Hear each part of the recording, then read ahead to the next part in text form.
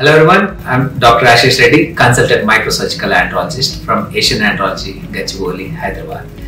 ఈరోజు మనం అసలు స్మోకింగ్ వల్ల స్పర్మ్ కౌంట్లో కానీ స్పర్మ్ మార్ఫాలజీలో కానీ స్పర్మ్ మోటిలిటీలో కానీ ఏమైనా చేంజెస్ వస్తాయా రాదా దాని గురించి డిస్కస్ చేస్తున్నాం.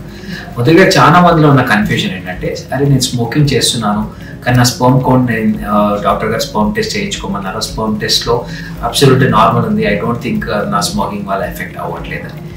ఎప్పుడు కూడా స్మోకింగ్ వల్ల స్పర్మ్ కౌంట్ తగ్గడం కంటే స్పర్మ్ మోటిలిటీ అండ్ మార్ఫాలజీ పైన చాలా సివియర్గా ఎఫెక్ట్ చూపిస్తుంది. సో మీరు ప్రెగ్నెన్సీ ప్లాన్ చేస్తున్నారంటే మీ బేబీస్లో డిఫెక్ట్స్ వద్దు అనుకుంటే మాత్రం ఖచ్చితంగా స్మోకింగ్ ఆపేయండి. ఇది scientifically proven and it is nothing ఎవరో చెప్పేది కాదు, నార్మల్ సైంటిఫిక్గా దీంతో చాలా రీసెర్చ్ పేపర్స్ ఉన్నాయి.